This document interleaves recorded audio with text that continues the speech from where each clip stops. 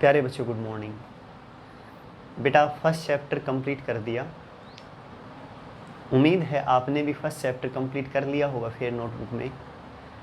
आज second chapter शुरू करेंगे, relation and function. First chapter क्या था, मेरे पास सेट्स था। उसमें आपने अच्छी तरह पढ़ लिया होगा कि सेट क्या है, कोई एक वेल डिफाइंड कलेक्शन है। जैसे मैंने ये बताया था कि सेट एक परिवार समझ लें। फॉर एग्जांपल थोड़ा सा एक बार बता रहा हूँ, उससे रिलेटेड चीज़ें रहेंगी। कोई एक सेट ले लिया, करली ब्रैकेट में रखेंगे, उसमें 3 मेंबर हैं। इसी तरह समझाया था, सेट्स के एक एक परिवार के बारे में बताया था। अब रिलेशन फंक्शन सेकंड चैप्टर है। सेकंड चैप्टर ये है बेटा कि रिलेशन मतलब सेट एक परिवार है, ये एक सेट दूसरा परिवार है। इन दो परिवार के बीच क्या रिलेशन है, उनके मेंबर्स के बीच आपस में क्या रिलेशन है। ठीक है बेटा, इस चैप्टर में मैं ये पढ़ूंगा। बहुत अच्छी तरह ध्यान देना, बहुत अच्छी तरह समझ में आएगा बेटा। घर समय का सदुपयोग करें, बहुत अच्छी तरह मेहनत करें, पूरा ध्यान देना। यहाँ इसमें एलिमेंट है 1 2 3। एक सेट ले लिया B, इसमें एलिमेंट हैं 4 5 6। अच्छी तरह क्लियर बेटा? ठीक है जी।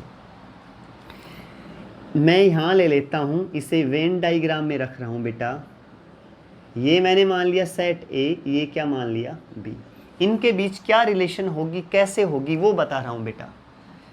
1 2 3, 1 2 3 ये सेट A के एलिमेंट, 4 5 6 ये सेट B के एलिमेंट। ठीक है, ये समझ लें, ये एक परिवार A है, ये एक परिवार B है। समझ गए ना? अच्छा जी। इस 1 की इसके साथ रिलेशन, 1 की 5 के साथ रिलेशन, 1 की 6 के साथ रिलेशन। एक बार ध्यान से समझना। हो सकता है ये इस परिवार का कोई बड़ा आदमी हो, ये इसके बच्चे हों, ये इस परिवार का बड़ा आदमी हो, ये इसके बच्चे हों। देखो, हो सकता है ये इसका भाई हो, ध्यान देना मेरी बात अच्छी तरह। हो सकता है ये इसकी क्या हो, इसकी बेटी हो, तो ये इसके भाई है तो ये बेटी लगेगी। समझ गया नहीं? ये हो सकता है बेटा हो। हर आदमी के साथ अलग अलग रिलेशन रहेगी, अच्छी तरह ध्यान रखना। सेम जो एलिमेंट 2 है, इसकी इसके साथ अलग रिलेशन मिलेगी, इसके साथ अलग रिलेशन, और इसके साथ अलग रिलेशन। अच्छी तरह क्लियर? सेम 3 की 4 के साथ रिलेशन, 3 की 5 के साथ रिलेशन, 3 की 6 के साथ रिलेशन। अच्छी तरह क्लियर ना बेटा? समझ गए ना? A और B दो परिवार हैं। इस परिवार में 3 मेंबर हैं 1 2 3। B में 3 मेंबर हैं 4 5 6, कितने भी हो सकते हैं। इस एलिमेंट की, इस मेंबर की इसके साथ रिलेशन, फिर इसके साथ लिखूंगा कैसे देखो। A क्रॉस B, इसे कार्टेशियन प्रोडक्ट बोलते हैं बेटा। इसका मतलब क्या है देखो, 1 की रिलेशन किसके साथ, 4 के साथ, तो 1 4। ठीक है बेटा। 1 की 5 के साथ, तो बेटा 1 5। 1 की 6 के साथ 1 6। 2 की 4 के साथ रिलेशन 2 4। 2 की 5 के साथ 2 5। 2 की 6 के साथ 2 6। 3 की 4 के साथ 3 4। 3 की 5 के साथ 3 5। 3 की 6 के साथ। बेटा इसे क्या कहते हैं, ऑर्डर्ड पेयर। क्या कहेंगे? Ordered pair. बेटा ऑर्डर्ड पेयर का मतलब क्या है मेरे पास, कि इस 1 की रिलेशन 4 के साथ। ध्यान रहे बेटा, ऑर्डर्ड पेयर का मतलब है कि एक ऐसी पेयर जो मीनिंगफुल हो, यानी हमें ये पता हो इसकी रिलेशन किसके साथ है, 4 के साथ। 1 की रिलेशन किसके साथ है, 5 के साथ। 1 की रिलेशन किसके साथ है, 6 के साथ। 2 की रिलेशन किसके साथ है, 4 के साथ। 2 की रिलेशन 5 के साथ, 2 की रिलेशन 6 के साथ, सेम एज इट इज। अब मेरी बात को अच्छी तरह समझना बेटा। एक ऑर्डर्ड पेयर ले ली 1 4। ठीक है, थोड़ी देर के लिए लगा लें, 1 है ना वो पिता है, और 4 है ना वो पुत्र है। इनके बीच रिलेशन होगी ना, ये लगा ले बेटा, पिता यानी पापा और बेटा की रिलेशन हो गई। ये कभी भी इक्वल नहीं होगी 4 1। देखो फर्स्ट पे मैं क्या लेके चल रहा था, पिता, इसकी रिलेशन क्या है, पुत्र। ये नहीं है कभी ये पिता होगा ये पुत्र होगा, नहीं, चेंज। कभी भी ऑर्डर्ड पेयर में 1 4 इक्वल नहीं होगा 4 1 के, ध्यान रखना। अच्छी तरह क्लियर ना बेटा? सुने ध्यान से। 1 ये लगा लें चाचा है 5 का, 1 चाचा है किसका, 5 का। तो अब ये नहीं होगा कि 5 चाचा है 1 का, 5 तो क्या है बेटा है किसका 1 का, 1 की रिलेशन 5 से अलग रहेगी 5 की रिलेशन 1 से। अच्छी तरह क्लियर ना। एक ये स्टेप एक बार फिर समझना, 1 से 4 का मतलब क्या है, यहाँ एक बार ध्यान दो, 1 4 इसका मतलब है 1 की रिलेशन किससे बता रहा हूँ 4 से। और अगर मैं ये ऐसे कर देता ना बेटा ऐसे, तो अब 4 की रिलेशन किससे बता रहा हूँ 1 से, ध्यान आया ना। तो 1 4 डिफरेंट रहेगा किससे 4 1 से, 1 5 अलग रहेगा किससे 5 1 से। 1 5 का मतलब है 1 की रिलेशन किससे बता रहा हूँ 5 से, 5 1 का मतलब है 5 की रिलेशन बता रहा हूँ किससे 1 से। शायद अच्छी तरह क्लियर। ध्यान दें बेटा, सेट में मैं ये कहता था चाहे 1 2 लिख दें चाहे 2 1 लिख दें, सेम बात है, कहा था ना। ये सेट थे, ये अलग अलग एलिमेंट थे बेटा, ये ऑर्डर्ड पेयर, ये क्या है रिलेशन है, समझ गए ना मेरी बात को। तो ये क्या रहेंगी डिफरेंट। शायद अच्छी तरह क्लियर। यहाँ तक जो बताया है ना उसे एक बार फिर रिपीट कर रहा हूँ, दिमाग को अच्छी तरह कंसंट्रेट करना, बहुत आसान है। ए और बी दो परिवार हैं, दो सेट हैं, ठीक है। ए और बी दो सेट ले लिए मैंने, ठीक है ना, उनके एलिमेंट ये मेंबर मैंने रख दिए। मुझे रिलेशन करनी है तो 1 की रिलेशन 4 के साथ, बेटा मैं इस परिवार की रिलेशन इसके साथ बता रहा हूँ, आप इस परिवार की 1 की 4 से, 1 की 5 से रिलेशन, 1 की 6 से, 2 की 4 से, 2 की 5 से, 2 की 6 से, 3 की 4 से, 3 की 5 से, 3 की 6 से। अच्छी तरह क्लियर ना। ये मैंने क्या लिख दिया, ए कार्टेशियन प्रोडक्ट बी, इस तरह से लिखेंगे, ठीक है बेटा। इसे मैं क्या कहूँगा ऑर्डर्ड पेयर, इसका मतलब क्या है 1 की रिलेशन 4 के साथ। अच्छी तरह समझ गए। इस पार्ट में मैंने ये बताया कि 1 की रिलेशन 4 से अलग रहेगी अगर मैं 4 की 1 से उल्टी लेके चलूँ तो। अच्छी तरह क्लियर ना, ठीक है बेटा। अच्छा, यहाँ तक शायद अच्छी तरह समझ गए। मैंने ये कहा अगले स्टेप में कि सेट में तो 1 2 इक्वल हो जाता था 2 1 के, लेकिन ऑर्डर्ड पेयर में ये इक्वल नहीं होगा। 1 की रिलेशन 5 से अलग रहेगी, 5 की 1 से अलग रहेगी। हो सकता है ये इसका पिता हो, ये पुत्र हो, तो अब ये क्या होगा, ये पुत्र होगा, ये क्या होगा पिता। एक बार इसकी रिलेशन इससे, एक बार इसकी रिलेशन इससे अलग अलग रहेगी, ध्यान रहे। 1 पिता है तो 4 पुत्र है। अगर उल्टा लेके चलूंगा तो यहाँ रिलेशन बताऊंगा तो ये कहूँगा 4 पुत्र है किसका 1 का। यहाँ क्या कहोगे 1 पिता है किसका 4 का। अच्छी तरह क्लियर बेटा, ठीक है। यहाँ तक ये समझ में आ गया होगा बेटा। अगर इनको ग्राफिकली रिप्रेजेंट करना हो तो कैसे करेंगे, एक बार वो और बता दो बेटा, ध्यान दें। एक्स वाई प्लेन ले लें, ये ले ली मैंने एक्स वाई प्लेन। अच्छी तरह क्लियर ना। अब देखो ये मैं सेट ए के एलिमेंट ले लेता हूं यहाँ 1 2 3 1 2 3 4 5 6। 1 की रिलेशन 4 के साथ, 1 की 4 के साथ यहाँ लिख दें बेटा 1 4। एक्स वाई प्लेन में अगर रिप्रेजेंट करना हो तो 1 की 5 के साथ ये लिख दे बेटा 1 5। यहाँ बेटा 1 6 लिख दे, यहाँ 1 6 क्लियर।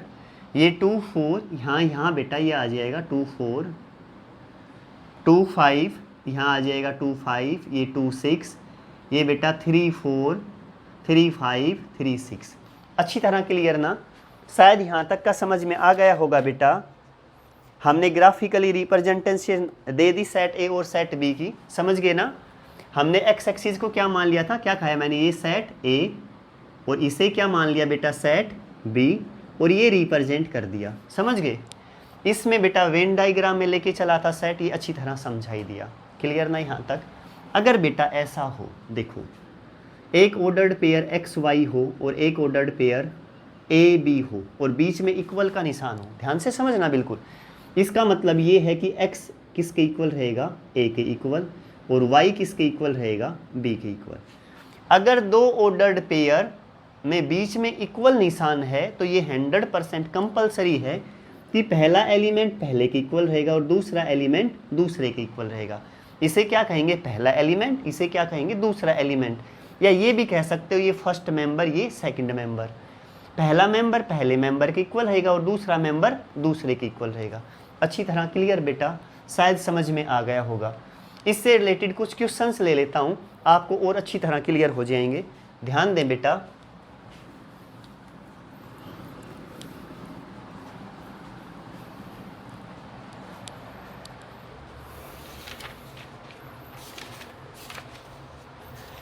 एक्सरसाइज 2.1 का फर्स्ट क्वेश्चन लेके चल रहा हूँ। Find x and y if 2x second का फर्स्ट पार्ट।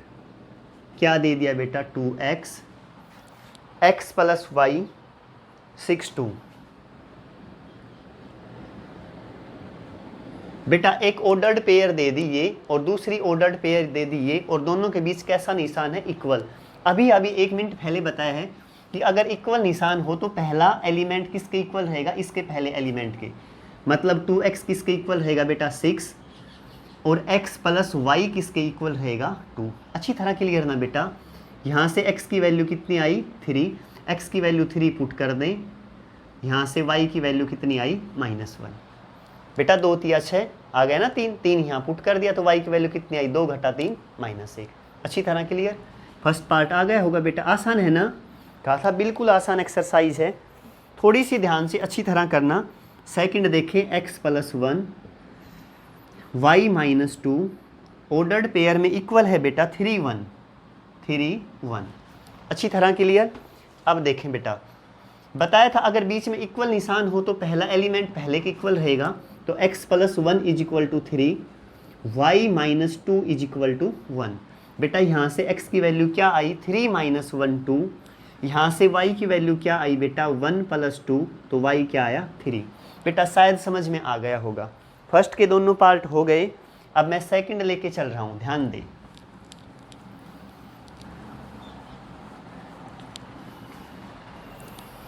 सेकंड ये है बेटा, इफ a एक सेट दे दिया, a सेट क्या दे दिया बच्चों? 1 3 5। b एक सेट दे दिया, b सेट क्या दिया बच्चों? 2 3। ये कह रहा है then show that a cross b not equal to b cross a। ठीक है बेटा, पहले मैं a क्रॉस b निकाल रहा हूँ। देखो a Cartesian product with b। a में एलिमेंट क्या है बेटा? 1 3 5। b में क्या है बेटा? 2 3। ठीक है, रिलेशन लेनी है।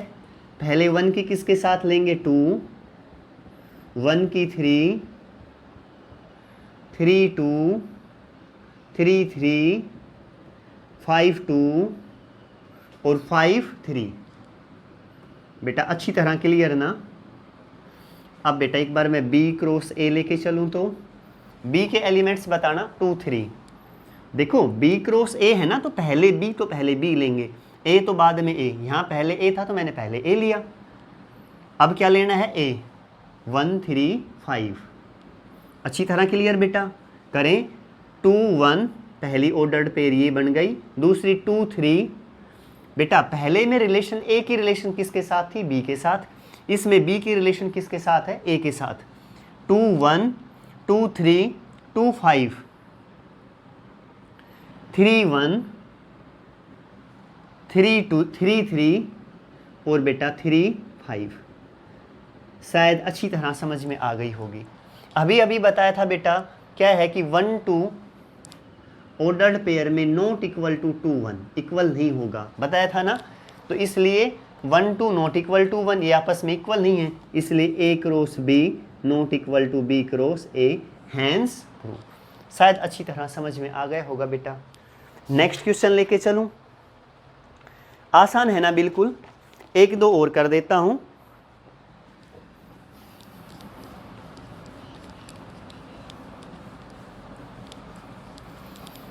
क्वेश्चन नंबर 3 देखें बेटा। 3 ये दे दिया, a एक सेट है जिसमें एलिमेंट है 1 2 3। बेटा b एक सेट है जिसमें एलिमेंट है 3 4। c एक सेट है जिसमें एलिमेंट है 4 5 6। ठीक है बेटा, अच्छी तरह क्लियर ना? क्या कह रहा है? Find a cross b intersection c। क्या करना है बेटा? a cross b intersection c। ध्यान दे बेटा अच्छी तरह, a की वैल्यू बताओ पहले।